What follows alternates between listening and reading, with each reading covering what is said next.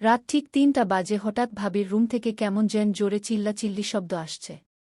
এই দিনে আবার বাবা মা বেড়াতে গেছে খালার বাসায়। ভাইয়া ব্যবসার কাজে বাহিরে গেছে। আমি বেফল খেলা দেখছি ড্রয়িং রুমে। ভাবির চিৎকার শুনে তার দরজার সামনে গেলাম। আজকে আবার অনেক শীতও পড়ছে। ভাবির বয়স ৩-৪ হবে। এখনও বাবু হয় না। এইটা নিয়ে অনেক ঝামেলা হয় বাড়ির সবার সাথে। আমি আরিয়ান এবার অনার্স কমপ্লিট করলাম। এরপর ভাবি আরও চিৎকার করছে।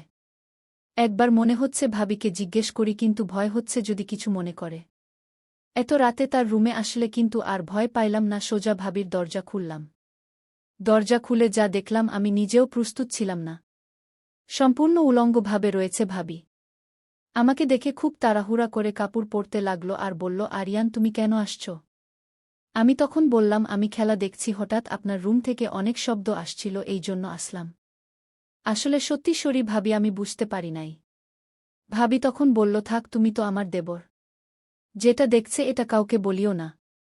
আচ্ছা ভাবি, কাউকে আমি বলব না, সমস্যা নেই, আপনার এটা নিয়ে চিন্তা করার দরকার নেই। কিন্তু ভাবি একটা প্রশ্ন করব, উত্তর দেবেন? ভাবি তখন বলল, আচ্ছা বলো। আপনি এই যে উলঙ্গভাবে হাতে মোবাইল ছিল আর কি করছিলেন? আসলে যেহেতু তুমি সব দেখেই ফেলছ, তাহলে তোমার কাছে কিছু লুকাবো না। দেখো, তোমার ভাইজা আমাকে ঠিকভাবে সুখ দিতে পারে না। তাই বাধ্য হয়ে নিজের কাজ নিজে করতে চেষ্টা করতেছি। কিন্তু হচ্ছে না। আচ্ছা বাদ দাও আরিয়ান। তোমাকে কিছু বলি, তুমি উত্তর দিবে? আরিয়ান, আচ্ছা ঠিক আছে ভাবি, বলেন। তুমি কখনো কারো সাথে রিলেশন করেছ? কিভাবে করব, আর আপনি তো সবই জানেন। যদি করতাম অবশ্যই শুনতে পেতেন। তা অবশ্য ঠিক বলেছ।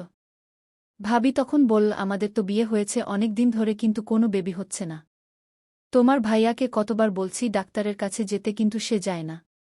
আমার হয়তোবা এই বাড়িতে আর সংসার করা হবে কিনা জানি না। বিভিন্ন লোকে নানান ধরনের কথা বলতেছে, এটা আমি আর মেনে নিতে পারছি না। অনেকক্ষণ কথা বলার পরে আরিয়ান তার রুমে চলে যায়। এরপরে কিছুক্ষণের মধ্যেই ভাবি আরিয়ানার রুমে এসে তাকে একটা কথা বলল।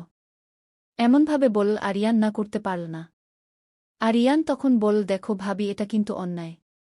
ভাবি তখন বলল, অন্যায় নাই, আমি কিছু বুঝি না, আমার একটা বেবি দরকার।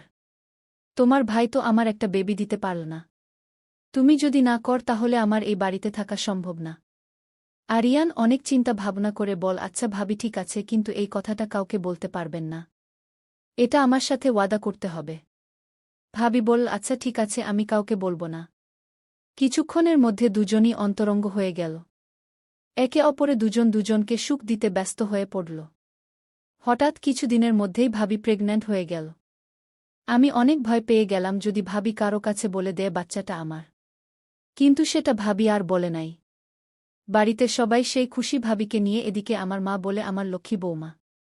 দ্বিতীয় পর্ব জন্য কমেন্ট করুন। ধন্যবাদ।